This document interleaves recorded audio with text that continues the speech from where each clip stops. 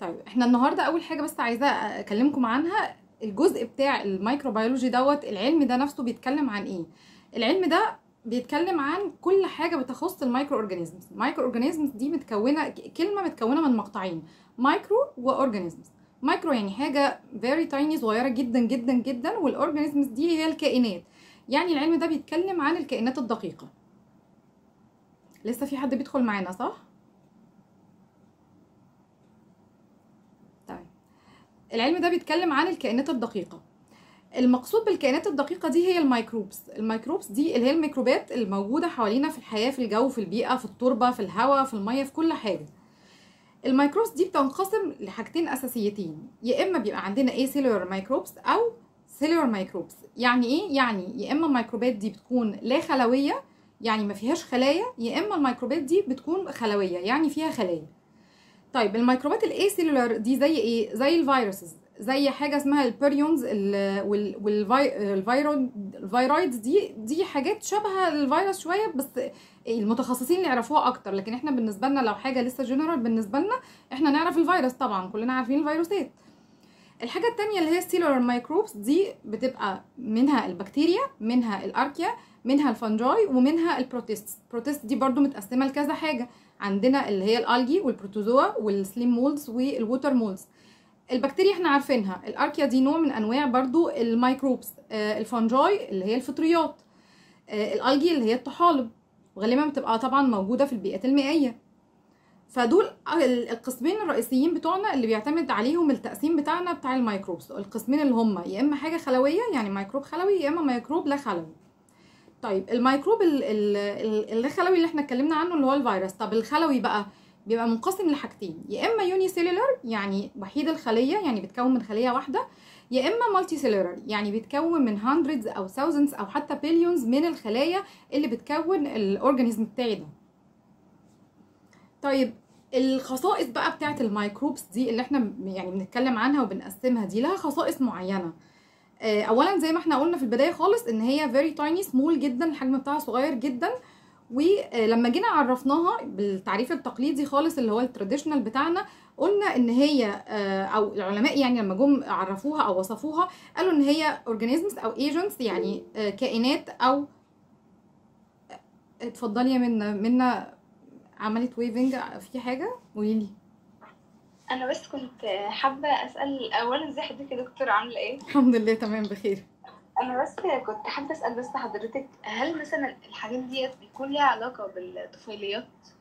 الطفيلات دي جزء من المايكرو اورجانيزمز بتاعتنا، يعني هي من الفئات اللي احنا بنتكلم عنها دي. وممكن كمان يعني ممكن كمان الطفيل دوت تبقى حاجه، يعني كلمه طفيل دي يعني حاجه متطفله على حاجه، يعني كائن متطفل على كائن بيستفيد منه في الوظيفه بتاعته.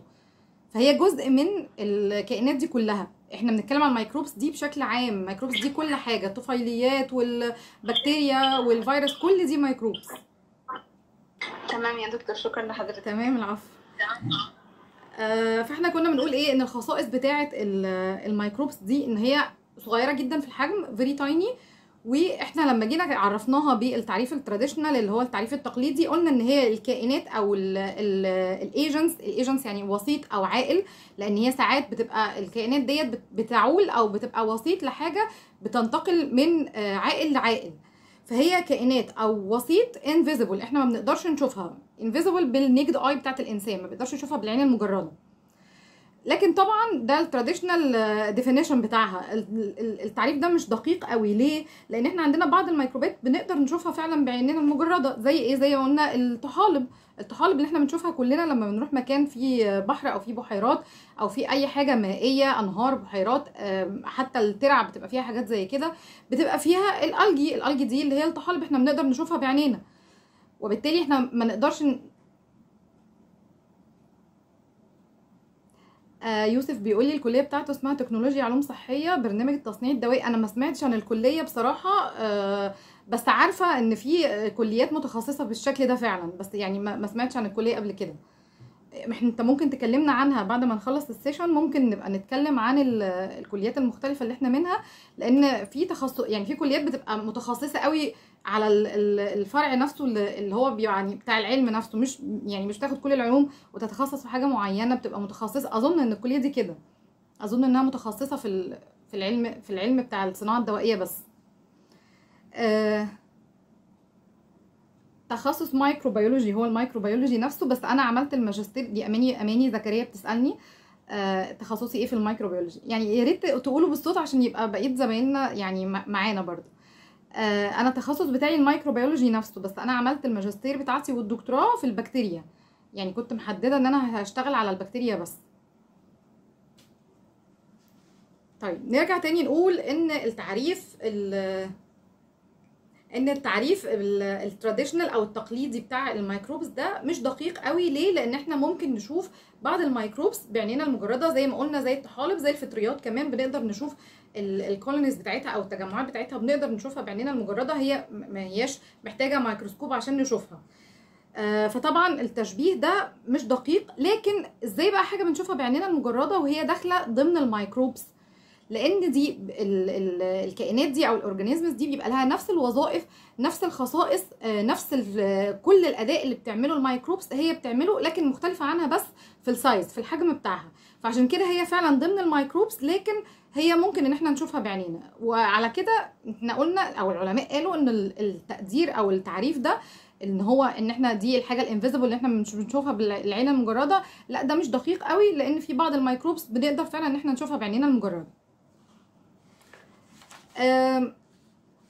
طيب يعني الميكروبس دي احنا لما قلنا خلاص ان التعريف ده مش مظبوط، كان محتاجين بقى ان احنا نعرفها تعريف يعني ادق شويه او اوضح شويه للميكروبس. فاحنا قلنا العلماء يعني قالوا الكلام ده، قالوا ان التعريف بقى الادق للميكروبس ان هي simple agents او organisms. احنا قلنا agent يعني عائل او وسيط، organisms يعني كائن. that are not highly differentiated. يعني ايه؟ يعني هي مش الخلايا بتاعتها مش متميزه بشكل كبير. يعني ايه مش متميزه؟ يعني انا عندي كل الخلايا بتاعت الكائن الواحد لها نفس الخصائص، نفس الوظائف، نفس كل حاجه. لكن الكائنات اللي بتبقى عندها خلايا متميزه، يعني عندها بعض الخلايا لها وظيفه معينه او خصائص معينه، بعض الخلايا التانية لها وظائف معينه او خصائص معينه، فبتبقى متميزه في الخلايا مش زي بعضها، في ده متميز بكذا وده متميز بكذا. طب عشان نوضح الحكايه دي اكتر، الكلام ده بمعنى ان الخلايا اللي هي الكائنات اللي عندنا اللي هي المالتي سيلولار مايكروبس دي بتبقى مكونه من سيلز، بس السيلز دي act independently، يعني بتشتغل او بتؤدي وظائفها بشكل غير مستقل. يعني هي كلها على بعضها مع بعضها بتعمل نفس الوظيفه، نفس الخصائص. مش كل خليه او كل مجموعه خلايا مستقله بالخصائص بتاعتها او بالوظيفه بتاعتها. طب عشان نوضح حاجه زي كده اكتر بمثال يعني شويه قريب للاذهان او يعني بسيط، ان انا مثلا لو عندي طحلب عملاق، احنا كلنا طبعا شفنا طحالب، في حد ما شافش الطحلب قبل كده؟ الناس اللي لسه في اولى ولسه في تانية بس اكيد شفتوها في حياتكم في الحاجات البحريه المائيه، اكيد شفتوا طحالب قبل كده. شاركوني قولوا لي او لا. ايوه يا دكتور اكيد شفتوا طحالب قبل كده، تمام. لو احنا جبنا طحلب كبير او عملاق، يعني الحجم بتاعه كبير، اقدر ان انا اشوفه واقدر ان انا اتعامل معاه، وقطعنا نص الخلايا بتاعته بالظبط، هل هو هيحصل له اي اعاقه او هيبقى معوق في اي حاجه في اداء الوظيفه بتاعته او في حركته او في اي وظيفه هو بيأديها او في الخصائص بتاعته؟ لا، هو هيفضل اداء الوظيفه بتاعته كامل، وهتفضل خصائصه كامله وكل حاجه عنده كامله، مش هيبقى فيها اي معوق عنده. لكن لما نشوف بقى الكائنات اللي هي highly differentiated، يعني اللي هي الخلايا بتاعتها متميزه اكتر، يعني الكائنات الراقيه، ممكن نقول مثال على كده الانسان من الكائنات الراقيه اللي الخلايا بتاعته highly differentiated، لان احنا عندنا كل مجموعه خلايا بتقوم بوظيفه معينه. لو جيت مثلا قطعت ايد او قطعت رجل او شلت مثلا الكبد او الكلى، طبعا هيبقى في معوق، يعني دي هتبقى حاجه معوقه للانسان ان هو يؤدي وظائفه بشكل كويس او بشكل كامل ومتكامل، هتبقى في اعاقه عند الانسان ده. فدي صوره عشان اوضح انه الحاجه اللي بتبقى او الاورجانيزم اللي بيبقى هايلي ديفرنشيتد في الخلايا بتاعته، كل مجموعه خلايا بتبقى لها وظيفه معينه، لها خصائص معينه، ما يقدرش الانسان ان هو يستغنى عنها او ان هو يقطعها، والا هيجيله اعاقه. بعكس المايكرو اورجانيزمز او الميكروبس بتاعتنا، هي مش هايلي ديفرنشيتد خالص، كل الخلايا بتأدي وظيفه معينه، بتأدي لها خصائص معينه. لو استغنيت عن مجموعه من الخلايا او قطعت نص الطحلب زي ما اتكلمنا كده، مش هيحصل له اي اعاقه او اي معوق. طيب احنا علشان نتعامل بقى مع الميكروبس دي محتاجين شكل معين او تكنيك معين عشان نتعامل معاها. ليه؟ عشان الميكروبس احنا قلنا فيري تايني، صغيره جدا، واحنا مش بنشوفها بعينينا المجرده في اغلبيه الميكروبس. يعني حتى الميكروبس اللي احنا بنقدر نشوفها بنبقى برضو مش عارفين الخصائص بتاعتها قوي، او الخلايا بتاعتها ما بنقدرش ان احنا ندرسها او نفحصها الا تحت الميكروسكوب. فاحنا عشان نتعامل معاها محتاجين تكنيكس معينه. التكنيكس دي اولا علشان حجمها صغير، الحاجه التانية علشان الحجم الصغير ده بيخلي مجموعه خلايا كتيره من اورجانيزمز مختلفه موجوده في مكان واحد. فانا مش هقدر ان انا اعمل بيوريفيكيشن او اعمل تنقيه للخلايا فاحصل على خليه واحده من نوع واحد بسهوله. فالحاجه اللي انا ببقى محتاجها في العمليه دي وانا بتعامل مع الميكروبس ان انا الطريقه اللي انا بستخدمها لازم يكون فيها استرلايزيشن، يعني تعقيم. المصطلحات دي الناس اللي متخصصه قوي، السينيورز او لسه، او حتى لو لسه في سنه ثالثه بيبقوا تخصصوا. اظن كل الكليات في كل المحافظات سنه ثالثه بيتخصصوا، اعتقد كده. فالناس اللي في ثالثه او السينيورز اللي في رابعه هيبقوا عارفين المصطلحات العلميه اللي انا بقولها دي. ممكن الناس اللي لسه داخله او لسه في اولى وفي ثانيه تبقى المصطلحات دي جديده عليهم شويه، فعشان كده انا بترجمها بالعربي لما بقولها. احنا بنبقى محتاجين نستخدم كل الحاجه او كل التكنيكس اللي احنا بنستخدمها مع الميكروبس يكون فيها ستيرلايزيشن، يعني تعقيم.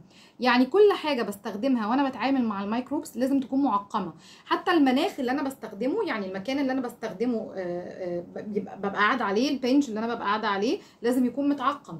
لازم حتى الجو اللي انا ببقى فيه، عشان كده احنا بنبقى شغالين في لامينر بيبقى متعقم.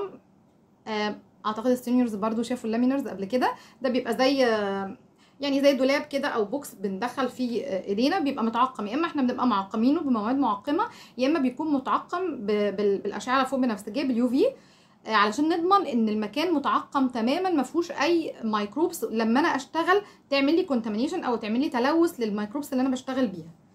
فعمليه الاسترلايزيشن دي اهم عمليه انا ببقى محتاجها في تعاملي مع الميكروبس، علشان اقدر ان انا اتعامل مع خليه واحده. لو هدرس مثلا نوع معين من البكتيريا او نوع معين من اي ميكروبس عندي، علشان ان انا اقدر ان انا اعمل بيوريفيكيشن او تنقيه للنوع ده، لازم يكون كل حاجه حواليا متعقمه.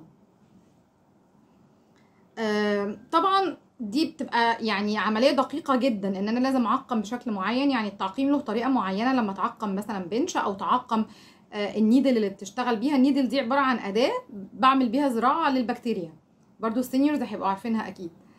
فكل اداه من الادوات دي، كل حاجه من الحاجات اللي انا بستخدمها بيبقى لها طريقه معينه في التعقيم. لازم ان انا اتبع الطريقه دي بدقه بالظبط علشان ان انا اقدر احصل على مكان متعقم فعلا 100%.